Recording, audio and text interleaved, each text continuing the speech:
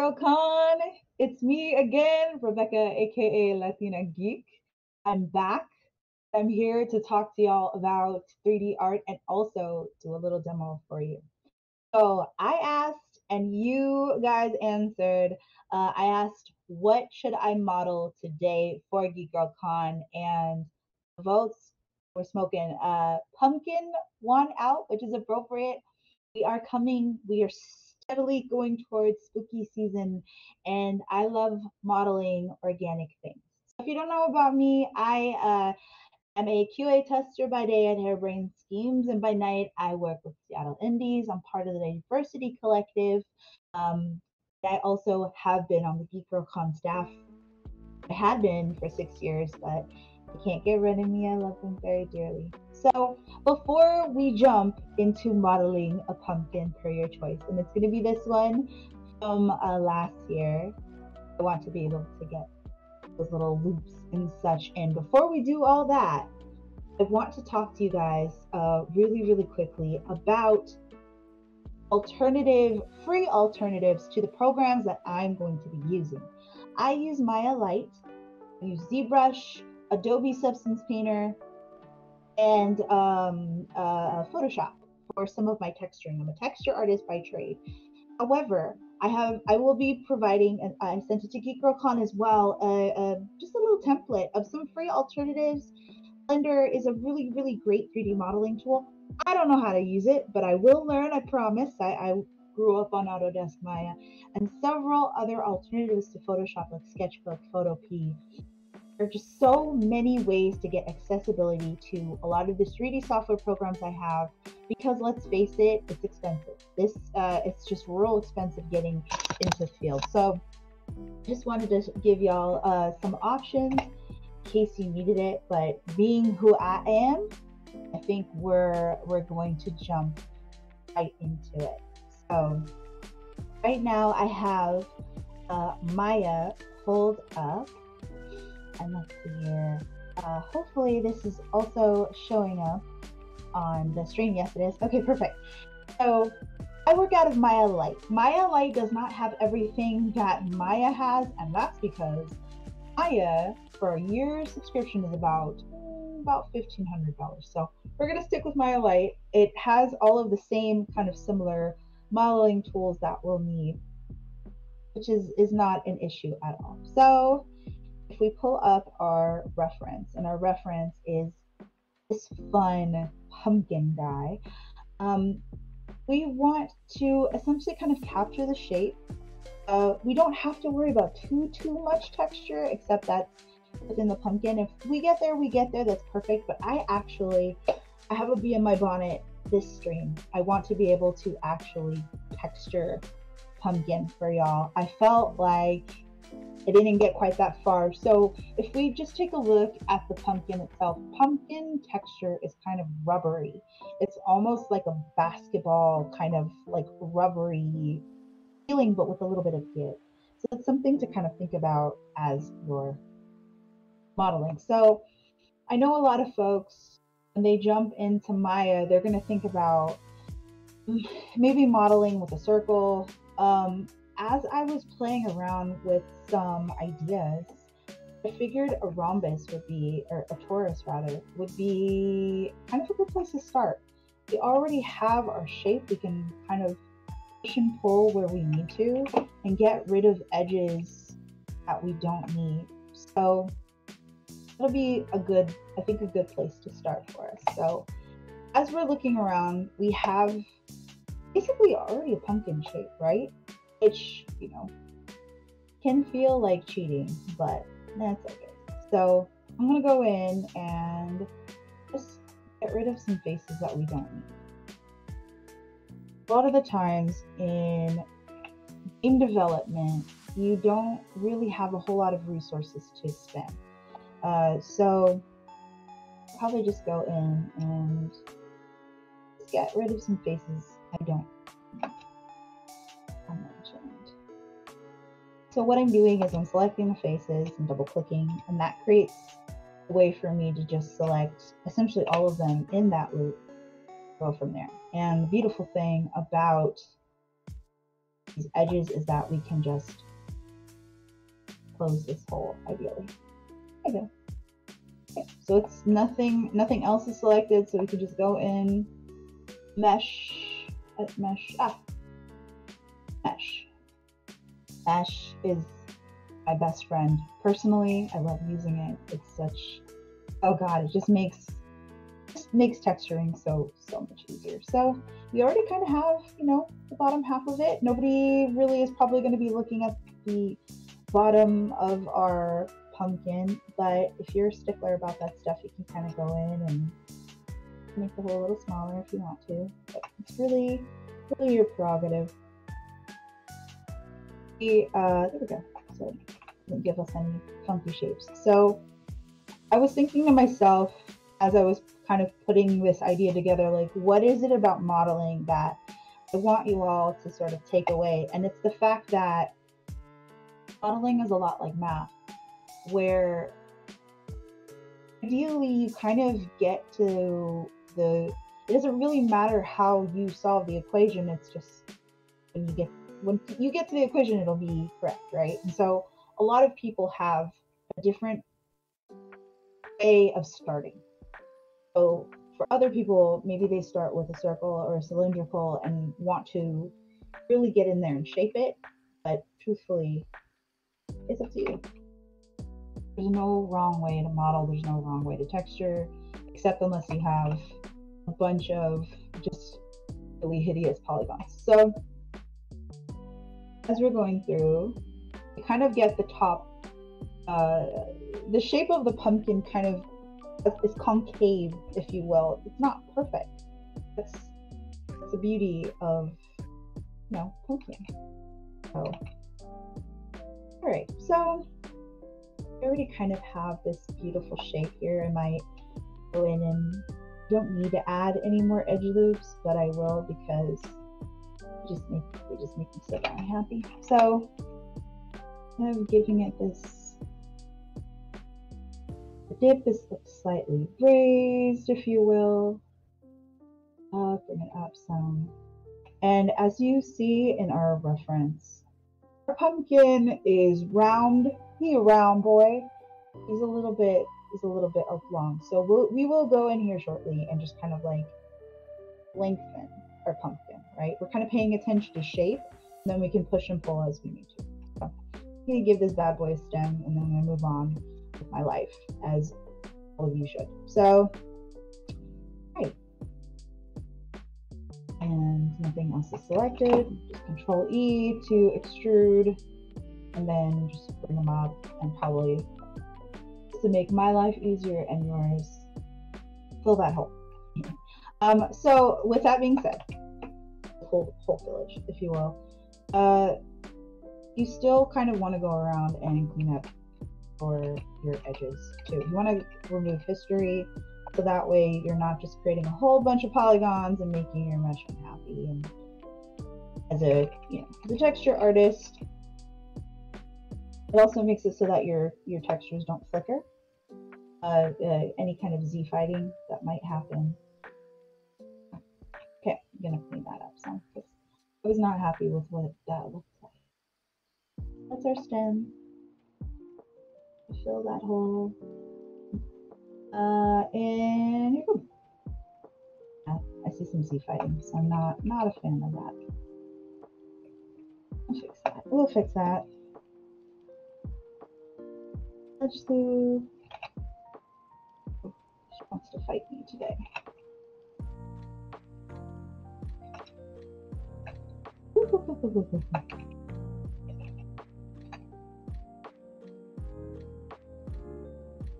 Ugh, don't miss when it could do this. Okay. That, and then here. Alright, I'm gonna just do that. That's fine. I will probably clean that up. So, as we go on, probably add in some more edge loops if we want to kind of twist and turn the stem, because no stem is just like straight up. But before we do all that, I will take my pumpkin, grab some faces. I know other people will work with edges. It really doesn't matter because you're still, you're still grabbing that pumpkin. Grab that pumpkin. Don't be shy. So, give them that little oblong look. Shape them. As we were looking at our reference here, it said it's round. It's not just like a square shape, it's round.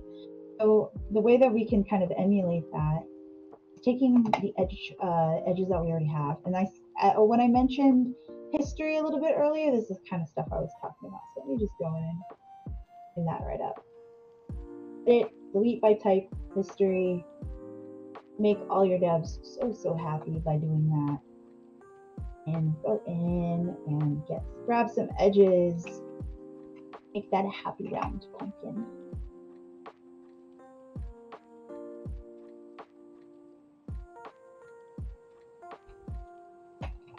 I'm really not into all of the seed biting. What's happening? So I'm gonna fix that.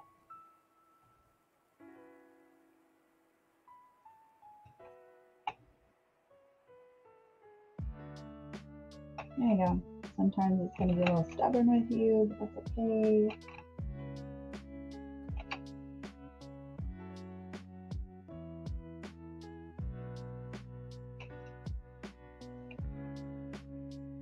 Alright, it's gonna be like that, I guess.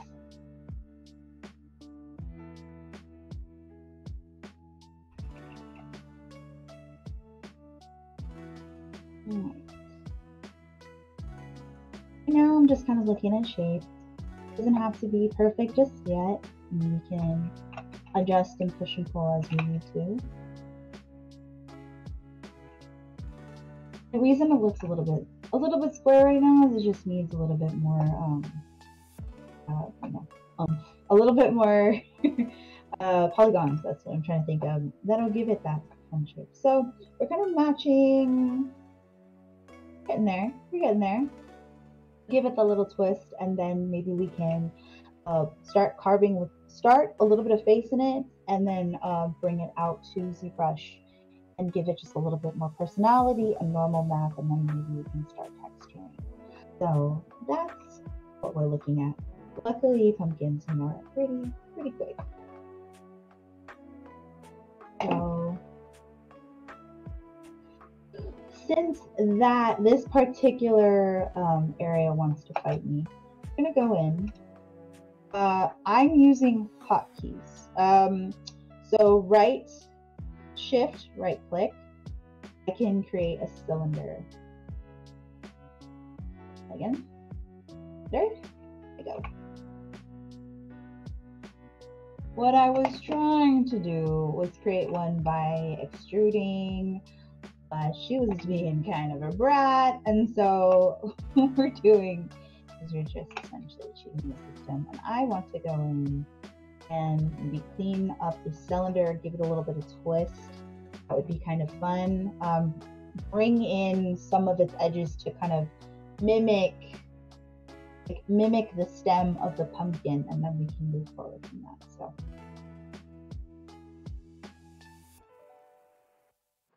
it's just the beauty of like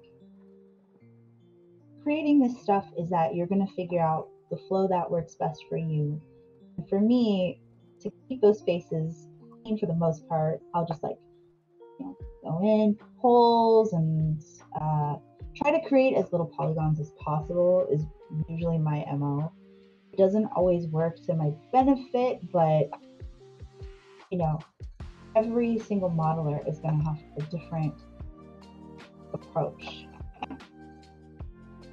And mine is that if it's not facing the audience, then I try to just remove it, get rid of it. That way I can really focus on resources that I have. So this one kind of like twists and comes up to a point.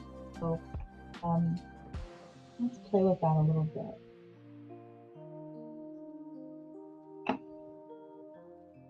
want to take this edge of extruding. I'm just into it. you go. And push the hole.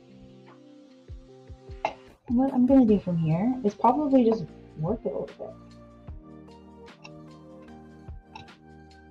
I know that some people, when they're modeling, it can feel kind of monotonous to them, but there's a lot of comfort in being able to follow those and just really bring them in.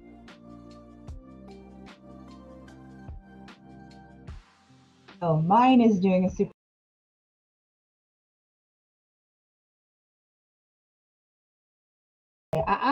I don't want 30 of the same mesh. I just want you to, only extrude it once. And then I'm going to go in and I'm just going to clean up those faces. I'll help it give a little bit of polish.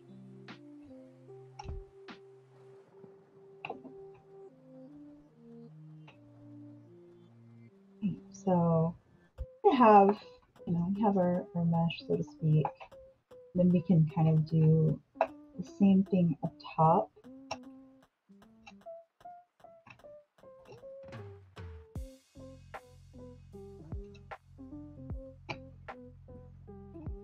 The one thing that you will learn very quickly is Maya, she has hands. She will fight you when it comes to actually doing what it is you're trying to do. So that's my warning to all of you. Just hang in there, and sometimes she'll give way. You do what you want to do.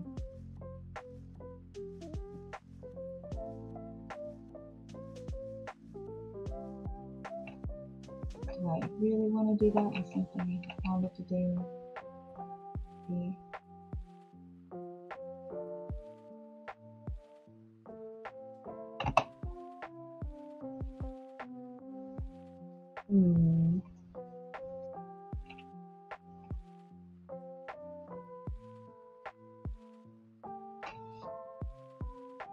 Taking risks, y'all. Taking risks. So maybe not.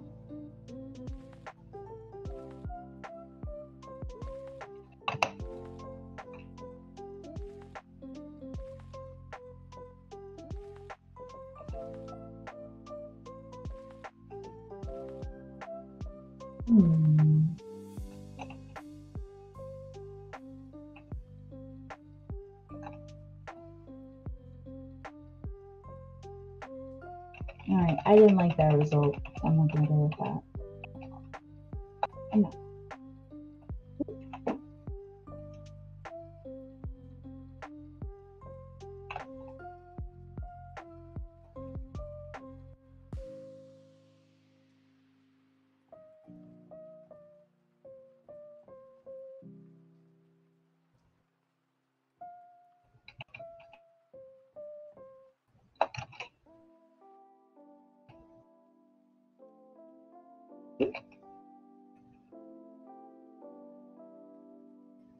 Is it this I was trying to get rid of? I bet it was. Okay, I'll take it.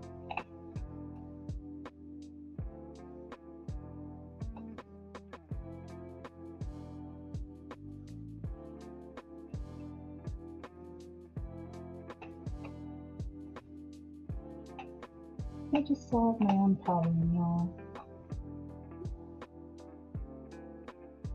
Okay.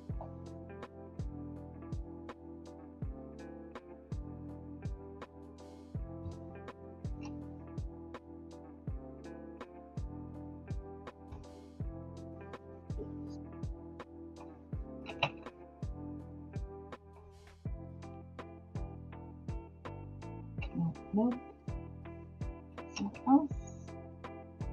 Mesh merge.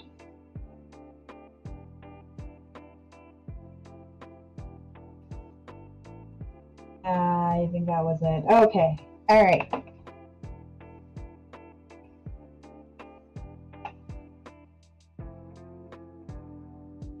In case you're wondering what I'm trying to do, I'm trying to make it so that way this area, like this little indent, is also seamless with the one up top. And I was on the right path I was just selecting wrong faces.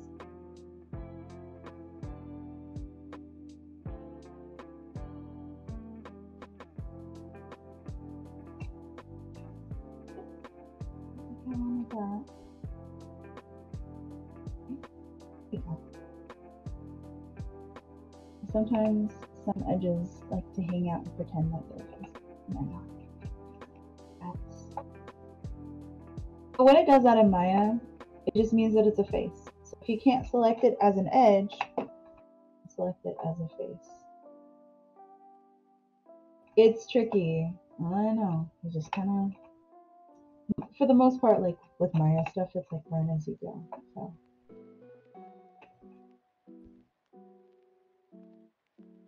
I really, really want to get to the point where we are texturing. So, apologies if this is going too fast for anybody. I just want to make sure we get to that point. It's exciting me. Alright, and we can start merging faces. Just the same.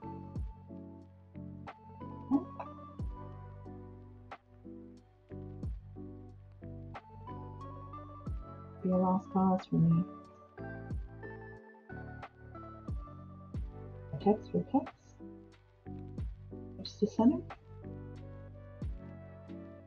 Aha! Okay. These vertices.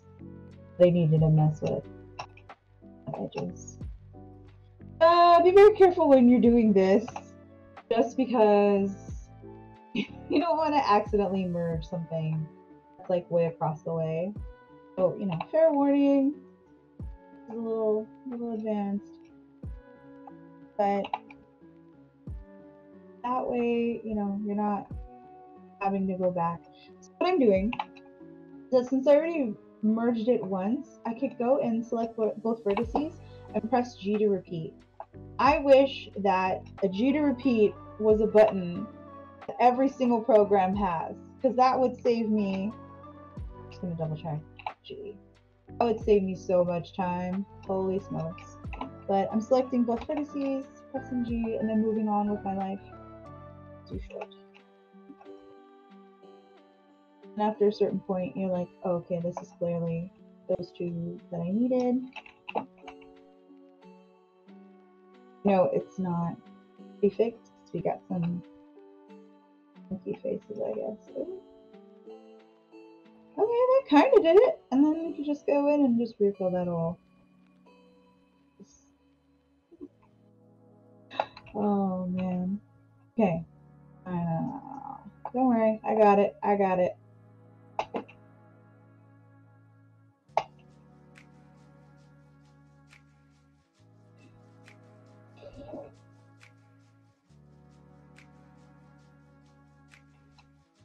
Whoop. When in doubt, just slide. And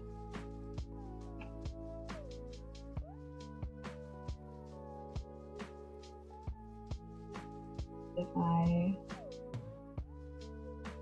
not gonna do that. Not gonna do that.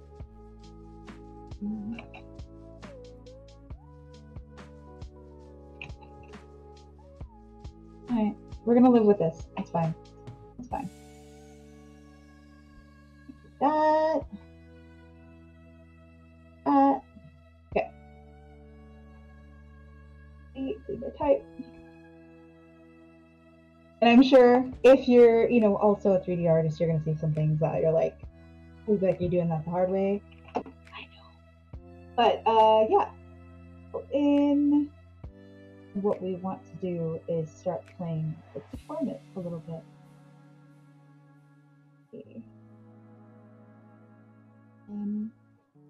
But also do that, add in some just if we want to. Oh no, what happened? Here, come on, hold tight. I make two, I totally made two, didn't I? Oh, just messing with my poor mesh model. Oh dear. Alright. Hang in there, everybody. It was just a little cattywampus. Right, so now that we have that, it'll behave when I try to. So,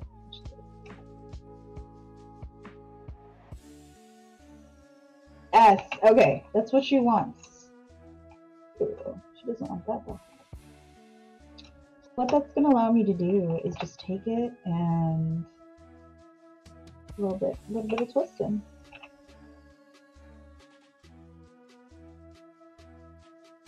You know, this is not a perfect shape. Just taking it and warping it and making it look, you know, like a stem. And that top is just, it's not going to be perfect, and that's okay. The beauty of especially the reference photo that we have is that it's pointy and kind of gnarled and kind of bulging, and there's just something really beautiful about that. The more funky looking the pumpkin, the more I love it. Yeah. Have these edges to play with. They don't need to be perfect. They could just be smooth later. And how is it going to sit inside of the pumpkin? With this one, I'm going to choose, this is our front. So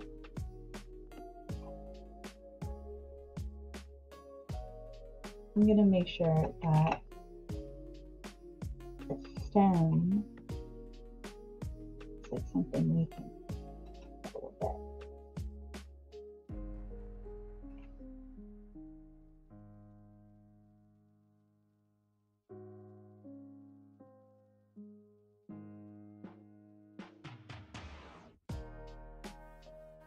All right.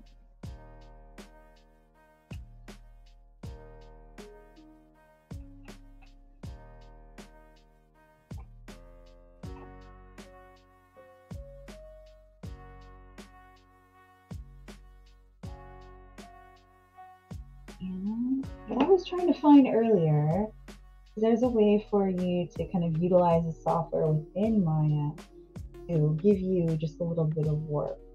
So here, those tools are always just super fun to play with. Is it in deform? I think it's in deform. Here we go. Twist. So typically, a lot of people use it for rope, but twist kind of allows you to kind of go in and just naturally give it a twist, which I was trying to do by grabbing the edges. You can sort of figure that out as you go, but go in and see how much we can twist it even more. Oh yeah, you can see it. And that's a little bit of give. Ooh, hey, calm down. He asked for that. Yeah, so you kind of see what I mean, right? It gives us this nice little. Ooh, now we're talking. Now we're cooking with oil. Right, nice little twisty, gnarly little stem, bro. Twister symbols. I think they would appreciate that much. Alright, we can play with that a little bit. Now that we got like a nice, probably way better than the twist I started off with, so it's a good start. Alright, just gonna leave it alone. Maybe.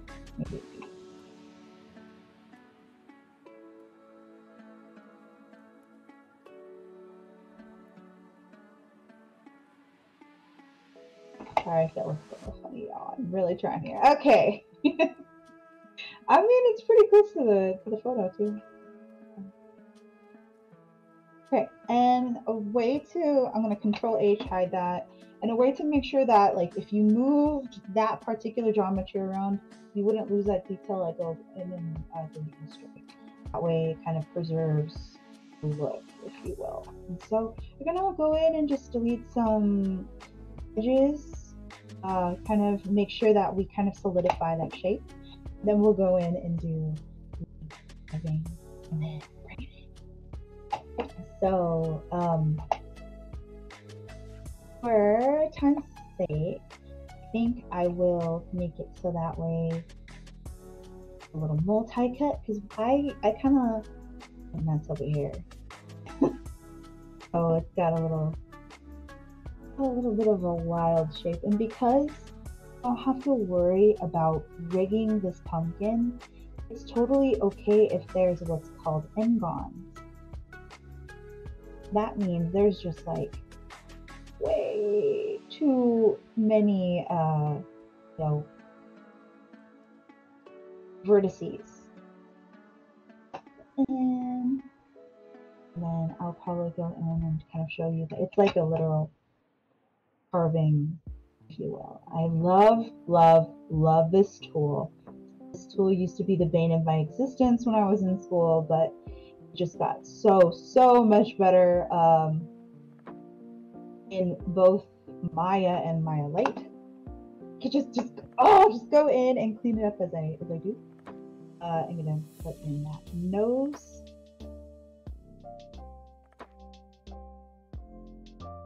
And if I wanted to, I could go in and get that vertice shape. So you see, like, his mouth is not super perfect, but it's just, I don't know. I don't know about y'all, but even though I am an artist, I'm not particularly great at crafts, nor am I great at pumpkin carving. So, right, so we got the eyeballs, we got the nose. We're gonna go in again, and in case you're confused as to what I'm using shift right click. I'm using a multi-cut, in case I didn't go over that. So, all right, now we just need his sweet toothy little grin. And multi-cut, and give him a nice toothy little grin. What a pal.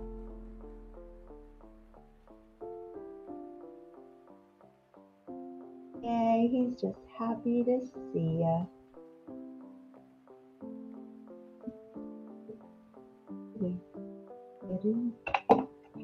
Okay, now I'm probably just gonna go in and do some faces.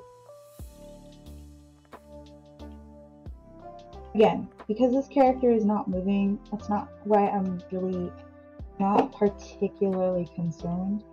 What we're also going to do, so you just don't see that like black inner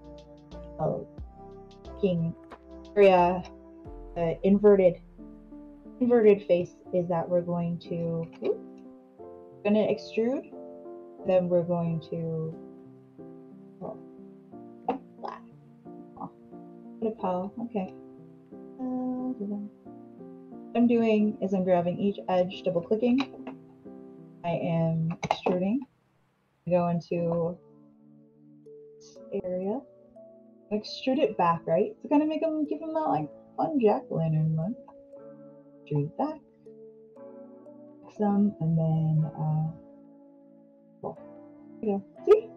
He's like a jack-o'-lantern. Look at his face. What a guy. Good pal. And if you want to, you can kind of go in and clean it up some. Insert edge tool. Oh, if only insert edge tool could sponsor me. I'd be pretty happy. So let's do that again. I think I might have extruded it too far. Back some. Fill that. I think I might have to fill the hole individually because it might have just once. You know what I mean? See? Double clicking on each edge. Oh yeah, cute. Alright. Not perfect, but you know, get the job done. So pal. And that up some. Yay. I'm just so happy to see you. Again, I'm not really worried about perfection in this, and it's so fun. Okay. And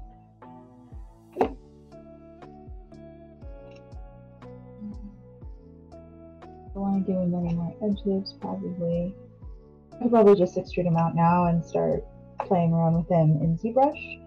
So let's do that. So I'm gonna be a good neighbor, be a good artist, and name each one of the assets that exist within the scene. So this is stem. This is pumpkin. Delete our history. And for Substance Painter's sake, what we're going to do is assign a material to each one. What that does is before you export out this OBJ or FBX, whatever, really it's whatever your preference is. I've not come across, actually, if you're exporting an object with an animation attached, you want to make sure it has FBX. But for the sake of this stream, just attaching different materials to each one. We're not going in and editing anything about it. It just is what separates it inside of Substance Painter. Here's a jack-o'-lantern pal. What a guy. And we're going to go in, File, Export, Export Selection, and export this OBJ. Again, if you're an animator, it would need to be an FBX to preserve your animations, but I gave up animating a long time ago, so it's totally up to you. So we're gonna our pumpkin pal. This is our, oh, what I should have done is call him our low poly pumpkin pal. So I'll get in the hood. I'm gonna show you one of my favoritos. Man, I love ZBrush so much. What we could have done is kind of created the edges of a pumpkin, like how they each have like their own individual lines. I could have done that in Maya. Truthfully, I should have done that in Maya, but I might just do that in ZBrush so I can control where each line sits. So we'll do just that. Now it's up to Becca to find out where exactly she put this.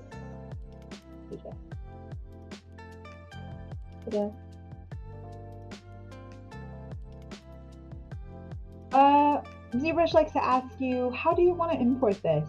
And honestly, I don't mess with triangles. I know it's a big thing within the game development community, but it is what it is. So right now we kind of already see we have some issues there with within ZBrush. One, our stem looks real fun, but we have some vertices that are kind of like meshing together. So if that really bothers us, we can kind of go back in and delete the space that we made. Oh my gosh, there was just, I guess, a whole bunch of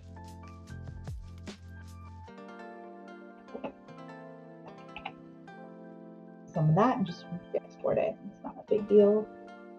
So, export selection. Some systems will update them automatically in your software. I don't think ZBrush does that, but you know, Monday. All right, let's re-import this bad boy.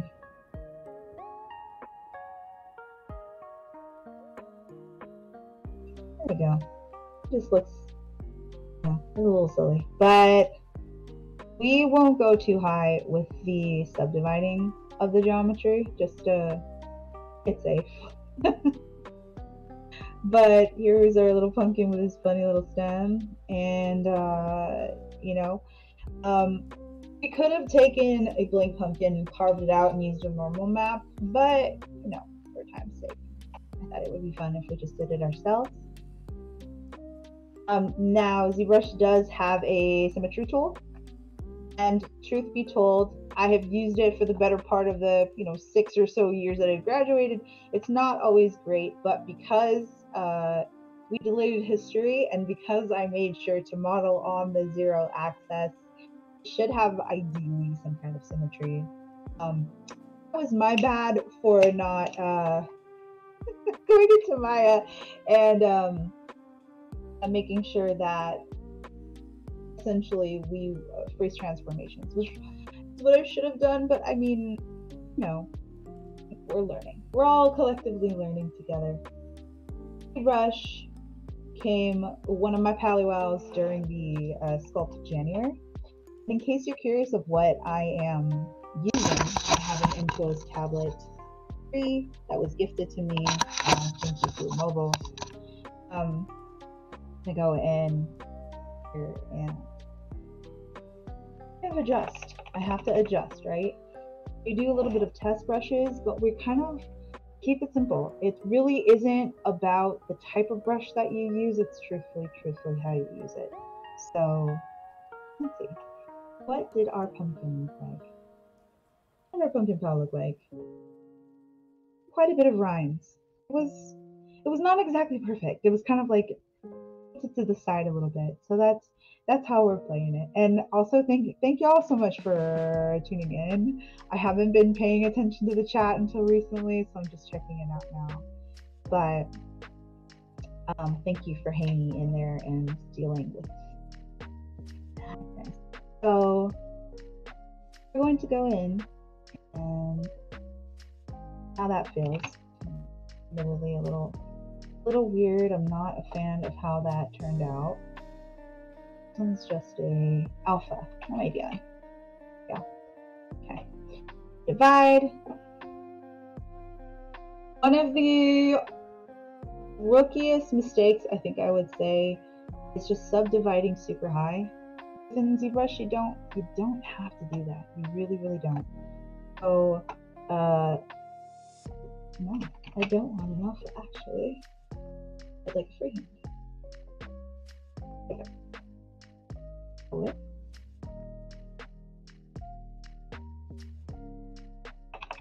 All right, I'm gonna increase that intensity.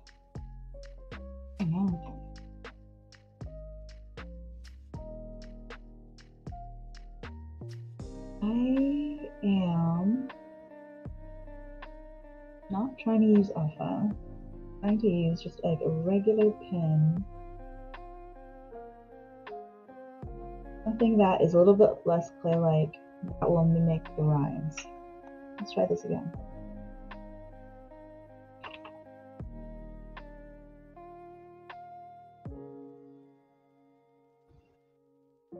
Oh. I have a feeling I need to go higher.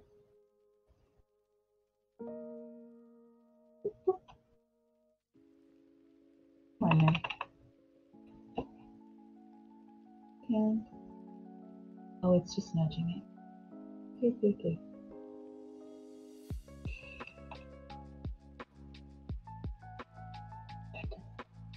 What you could use when you want to just erase the work that you did. So.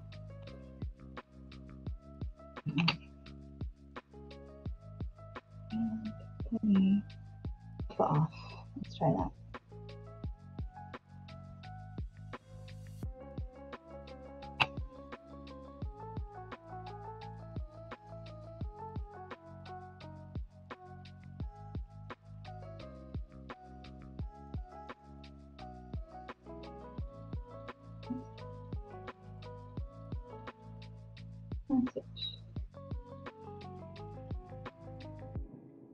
Okay, just a second. Okay, I have my brush on. I think I had color on. That was my bad.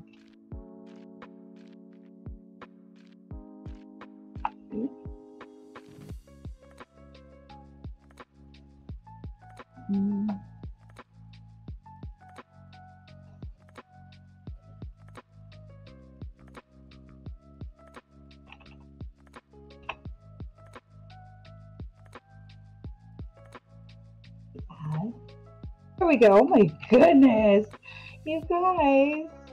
Oh Lord. Okay, I wasn't not responding because I wasn't telling it to. So I'm gonna bring down my intensity. And so Z add and C. Okay, Z add means add add geometry to it. Z sub means carve into it. So if I wanted to add, that's what I would do. But apologies, it's kind of like riding a horse, right? I'm like, what is happening? All right, so we're basically subtracting. We're kind of carving into it. That's what we're taking away. And I'm gonna go over the more symmetrical parts first. Oopsies. Try this needs to get wild every now and then.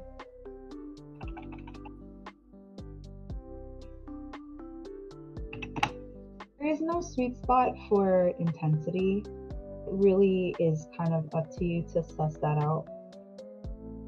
But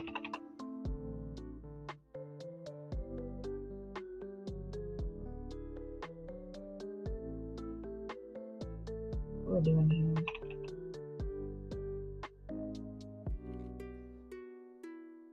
I don't want that to look like, you know, like the circular dots. I'm getting some weird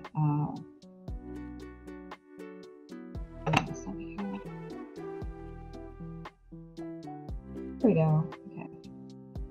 Sometimes you really have to just go back in, clean it up some. In order to get it to be where I want, I press Alt Shift and go in. You know, from a photo, it's not perfectly symmetrical. We do have some really fun, like, so in order to turn symmetry off, I just press X. Okay, a nice little. That's the thing too, like pumpkins are not, they're not perfectly shaped.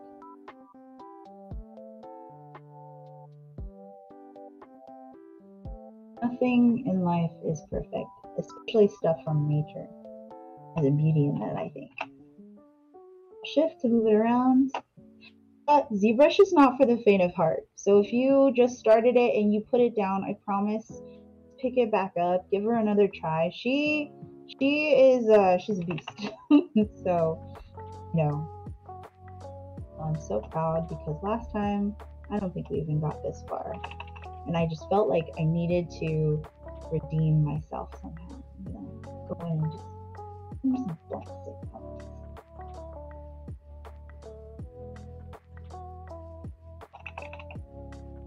The thing too, right, is that pumpkins are lumpy, not perfect.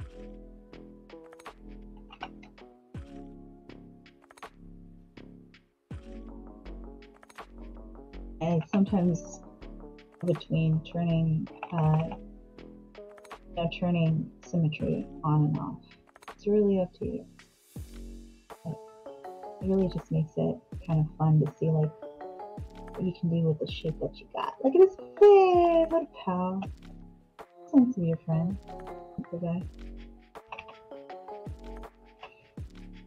If you really want to play with shape, I say use this sort of sparingly, the move tool. You can also find stuff by like just like the first letter of whatever tools you're looking for.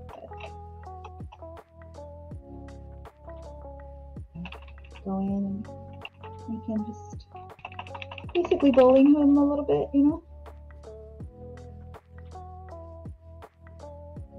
Okay. You can go in and just make it really soft. Make your brush really wide, turn off symmetry, and then go in, equal some points. Yay! Okay, so we have a great start. We have essentially a normal map for this guy. I did not go in and unwrap it, and truthfully, like the way that I've seen it nowadays is that unwrapping is just like not really as much of a thing. So this is going to be our high poly pumpkin. Because it is Mercury retrograde, because it is ZBrush. Save your work. Or in ZBrush, you can actually turn on automatic save. So that's what I would recommend. I've learned the hard way through school. but because this one is probably several million polys instead of like hundreds of polys, the higher up that you go once you're subdividing, the more polygons you have, more I am begging you guys to save your work. Just save you so much headache. So ZBrush is just really so rad. Okay, so we got our pumpkin right, and what we're going to do is just go in, export out some normal maps that we created. Again, I did not have time to just like unwrap it and be told these days people are not unwrapping things the way they used to in Maya. Otherwise, I would have done that, but it probably would have been short and quick anyway. So that being said, my ZBrush said, yep, I saved your work. So we're going to just go in and export out this beautiful normal map that we created. Oh, you have to go back to some lower geometry before you can do that.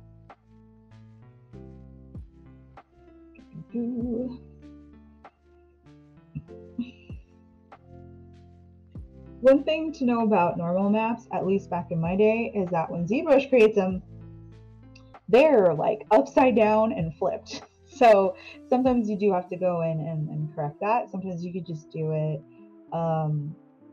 you know, within house. But also I see Killer Honeybee, hi friend. Yes. So we've created our normal map. What we need to do is export it out. Create it.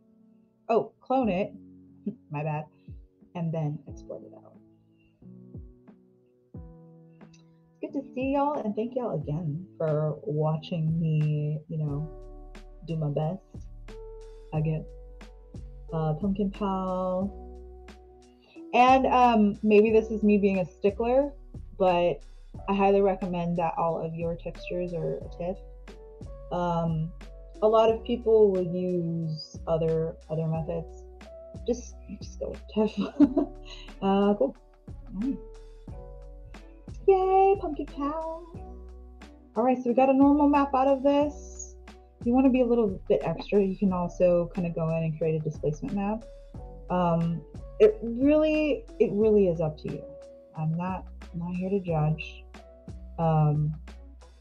Whatever you can do to make it so that way this pumpkin just has so much character in it. It just is what basically playing with shape, playing with normal maps, giving it a displacement map, giving it life is what helps it like sell it, even if it's a low pry object.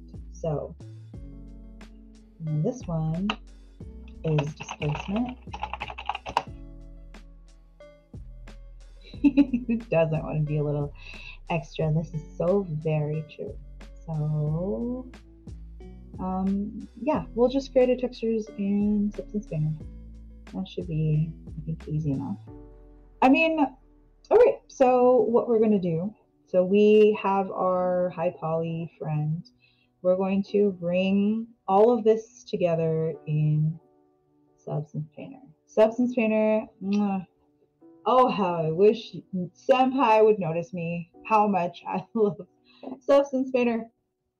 I actually want to give a shout out also to Catherine Mahone, who taught me how to utilize Substance Painter.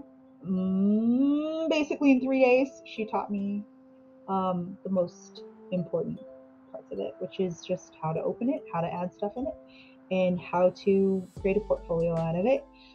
Also, back in my day, you used to have to wait hours and hours for a render, whereas you just straight up don't have to do that no more, and it is glorious. So let's see how it handles a high poly object. Let's see. Loading scene. This might not have been a wise choice to throw in high poly and just do a normal map, but we'll find out the hard way, I suppose. Worst case scenario, we can also take it back into Maya and just add in a new normal map and call it good. Let's see. Yeah. Normal map and bump map are supposed to be different, but like, arguably, I've used them interchangeably, and don't tell anybody I said that, but we're not always learning great habits when we should. So, fair warning. Just curious to see how that goes, but no, that's not gonna do it. That's okay. Okay, let's see.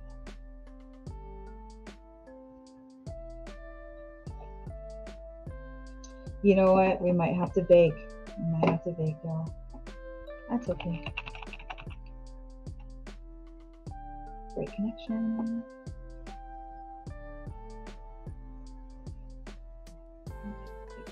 Just a completely new material.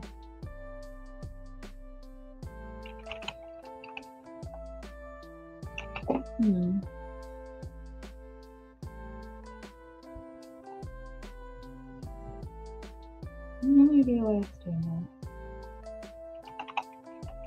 There we go. Okay.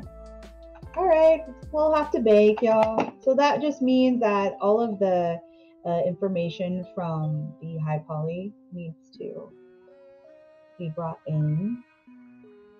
I'm just frantically trying to texture. Bring in our high poly monkey. It's going to show up in the same exact spot as the other one. Fear not. You just have to move it over. But that's just something to be aware of when you're bringing in essentially the same item, but with a higher poly. So think amongst yourself, talk amongst yourselves of unceded inputs. Think about all the lovely things.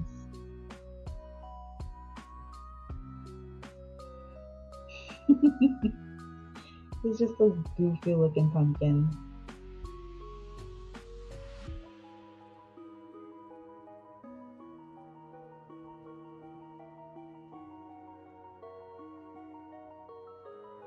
Okay, the pumpkin has made it in.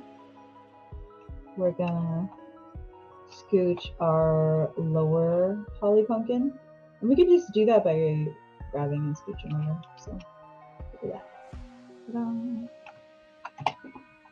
Okay, so yeah. This is our low poly, this is our high poly. We're gonna basically be saying like, hey computer, I want the detail that is on this one, I want it on this one. So that's what we're gonna do. Both these into line.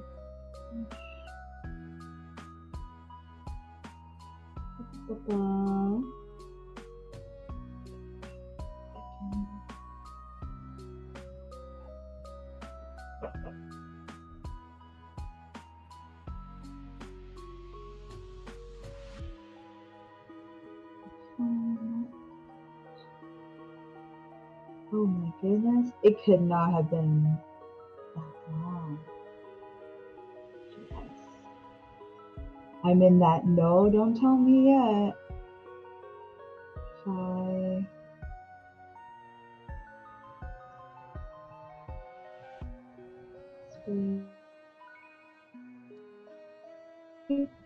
See if it has. Aha! Okay.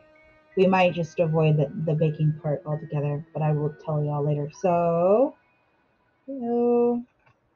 What they did do, and this is fine for now, just given where we are at. But what it did do is it brought these. It created one solid object as opposed to two separate ones. So that's okay. We can kind of fake it, so to speak, which is what I'll do. Yeah. So here. Original air. Just play around with texture, maybe give it like a fleshy texture.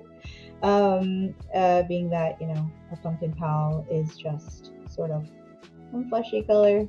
What we want to do is create a fill layer. Oh, baking means essentially I take this texture from this like really high poly, like high resolution model, and I put it onto a similar one that is far less poly, uses up far less resources. It's a way to fake it.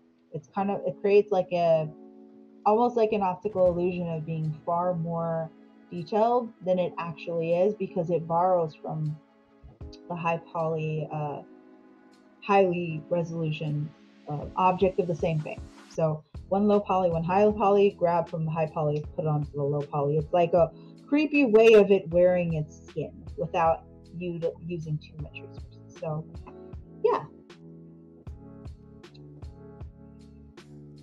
Sorry if I didn't explain that a little bit earlier. I'm just kind of like rattling off. Okay, I love getting to this part, everyone. I love substance painters so much. Just gonna hone in. One day I'll work for either Substance Painter or Adobe, because I just think it's such a rad product. But we get to play with the skin, y'all.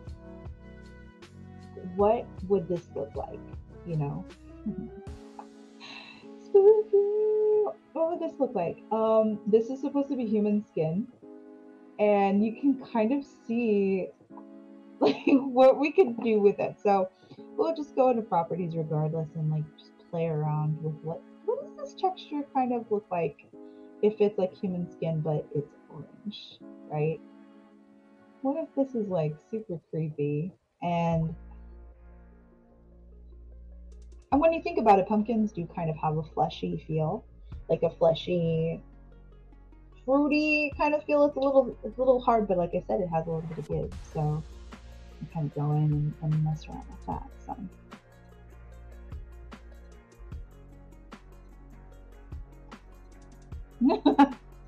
just, you know, slightly horrifying, but it's okay. So, you know, that is probably not going to work for us. Almost does have like a silicone type of coating. Let's see what that looks like. Okay, a little bit closer, right? Like, because it's not perfectly textured, we're gonna get some like variations in the grain, but it's doable. And if we want to, we're just dragging and dropping textures that might work, right? Like a lot of figuring out substance painter is really just playing with it and see what might work.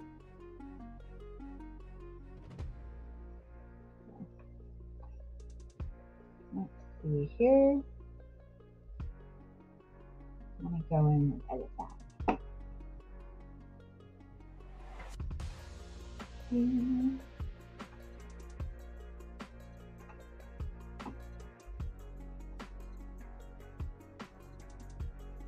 I don't like that at all. Here we go.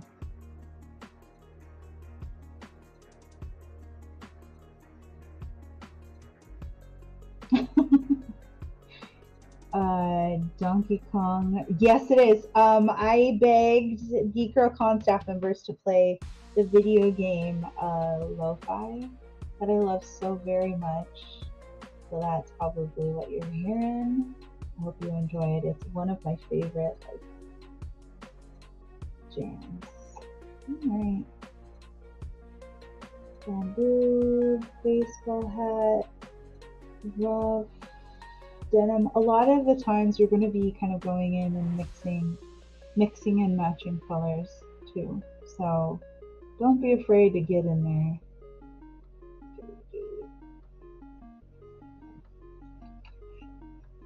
Of course. It's fantastic. It's one of my favorite things to play while I'm setting up stream. So bear with me, everyone. I'm like trying to find how to get to editing each particular thing.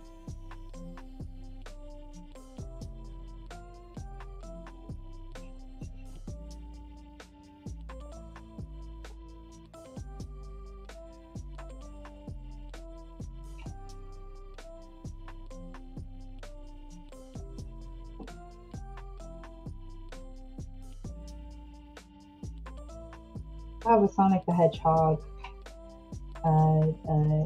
one, which is one of my favorites. Okay. I I got it up, and now I'm having trouble getting it to work. So let's see. First things first is I want to fill in the color.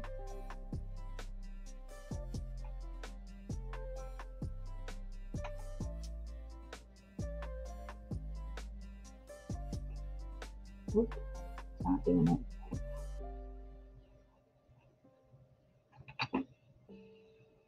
Normal. Overlay. I do want to do that.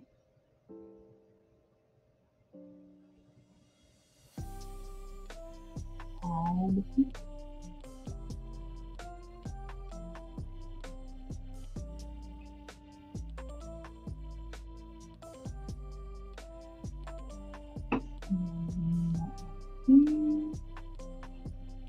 Curious to see what this will look like here. I really do like the way that human skin looks on the pumpkins, so I can find a way to work with that.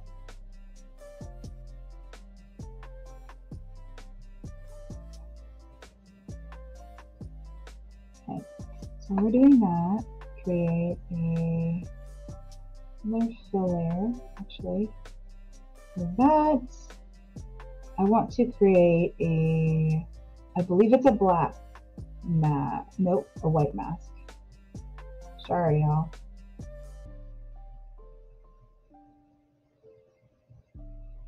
Okay, human skin.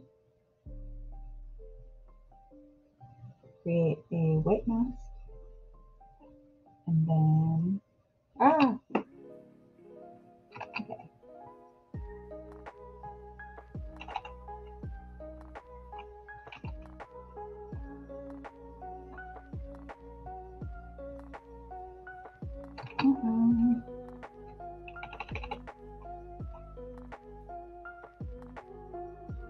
I don't want to delete everything. I just want to delete that particular section. So the caveat of that is because these are two separate objects, that's what's causing the issue. So what I need to do is actually go back into Maya and assign each one a different material, and that'll help me out. So that'll be what we wrap up on. I at least want to show y'all you know, assigning textures in Substance Painter. My apologies, it has been a while since I've used Substance Painter, but I promise I know how to use it. So we just struggle busting it, but we are gonna make it. We are gonna make it. So let's go all. We've officially assigned 2 different fonts to it, so that should fix our issue. Export all. And the beauty, at least from what I remember of Substance, is if you want to just re-import it, you can do so without it taking ages. So let's try this.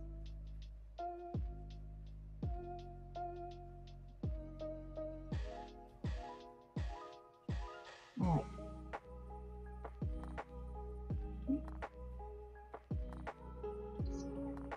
Let's get rid of it.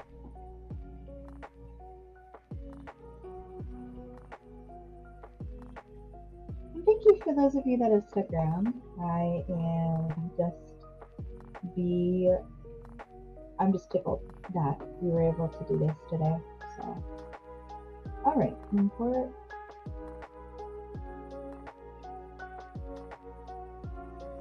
We're trying this again. Import resources. Add resources. We'll re-import our Pal. Is this still saving? Pumpkin pal.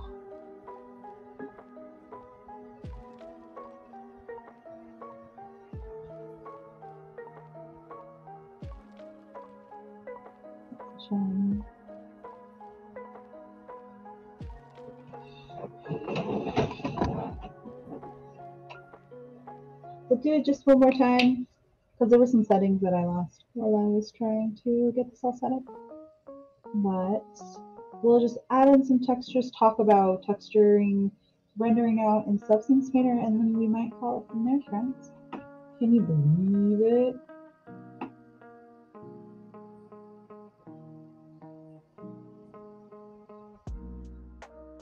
Okay.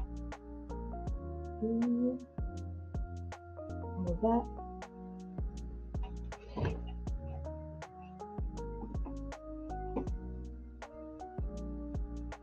We're going to try this again. And it will be better.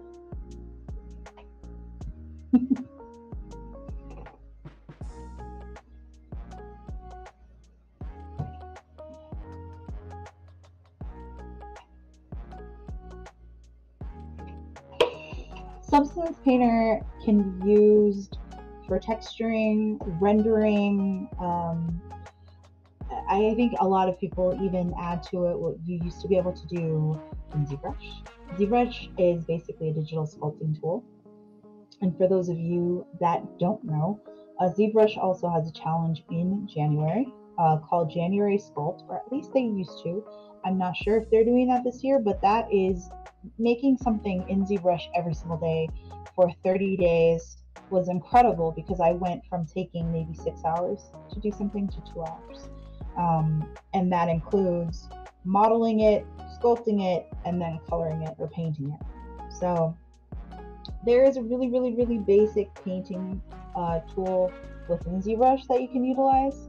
But honestly, on a professional level, I'd probably use a Substance Painter a bit more. So we're going to give this a go.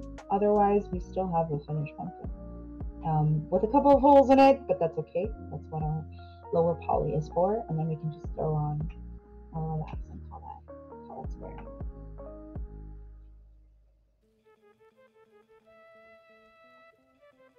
Oh, Adobe. It's up here. Look at them side by side. How cute. Did you do it? Did you do the thing? Loading. Oh.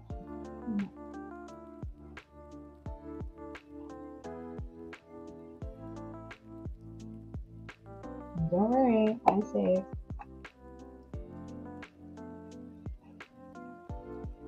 Let's see if that will do anything.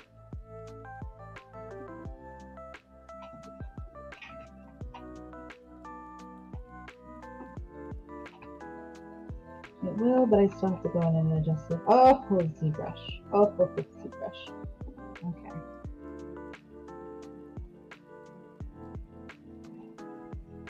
Ooh, are we doing it? You know about it?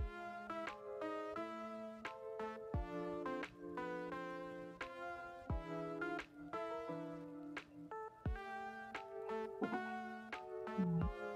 In the meantime, while she's thinking, and open up these maps and then flip them and then go back. Because if that's the case, then, you know, we could wrap it there.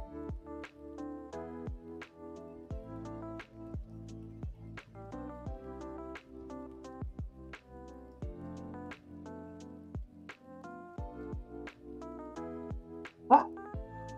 Ah! She doing it?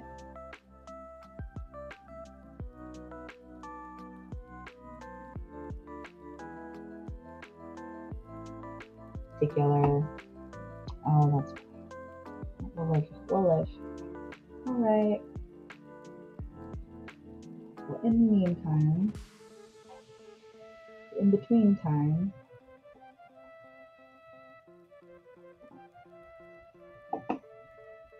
that calf skin, that horrifying glow, if you will.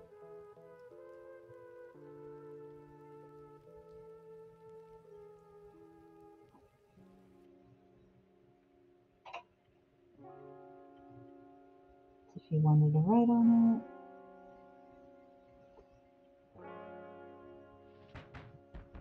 Okay.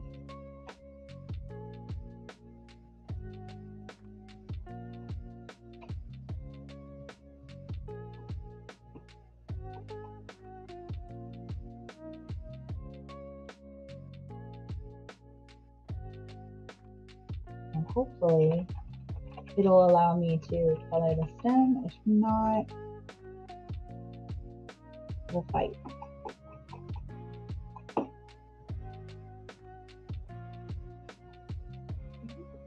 Food.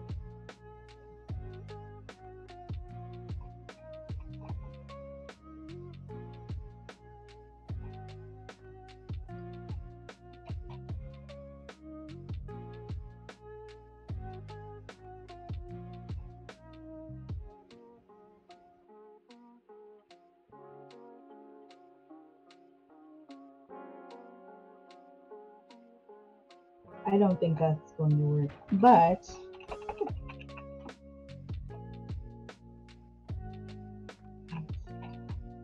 just, oh, great.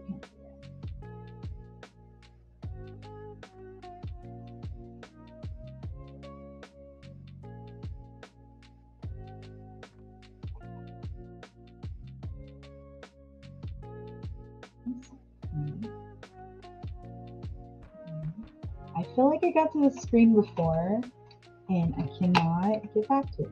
What the heck?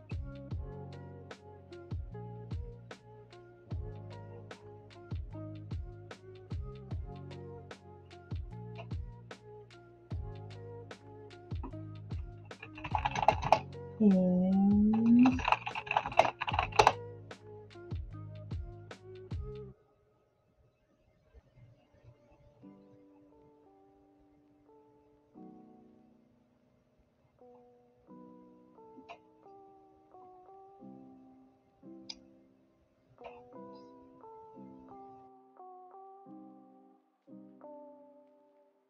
let's see. Oh my goodness. Too long. Okay.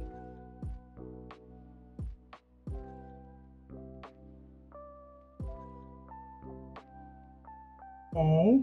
Okay. Oosh. All right.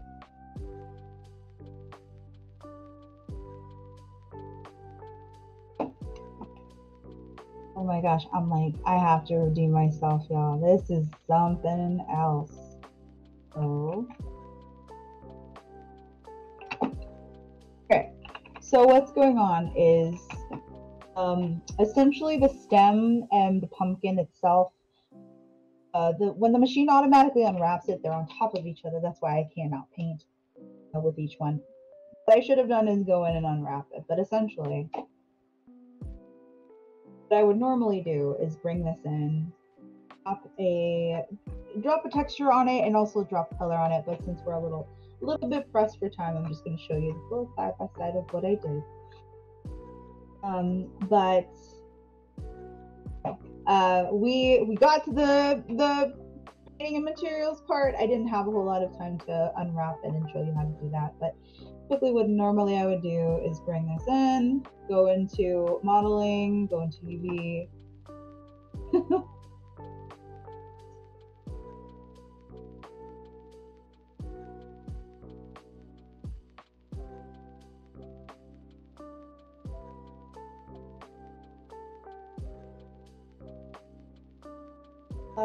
Anyhow, so yeah, what I would have done is pull it apart, and that's why it's kind of hard to paint it separately. But that is sort of where we are at.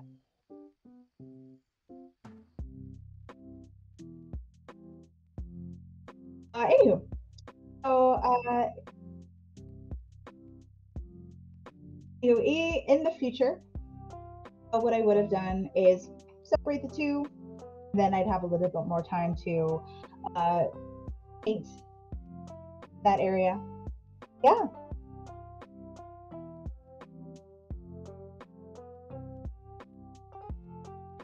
Yeah. I hope that you enjoyed the modeling that I did.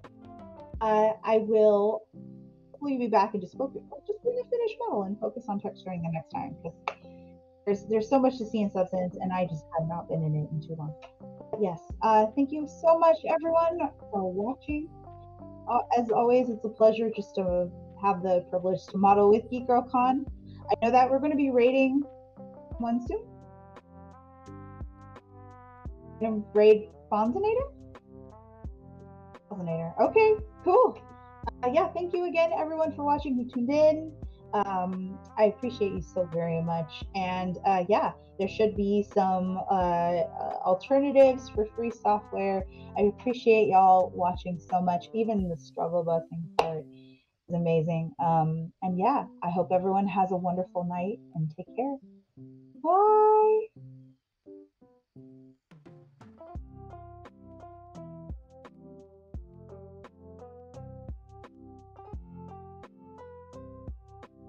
Hey.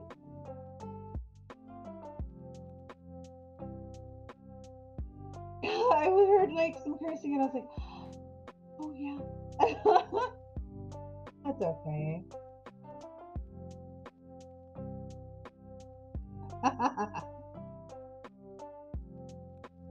Oh no. Oh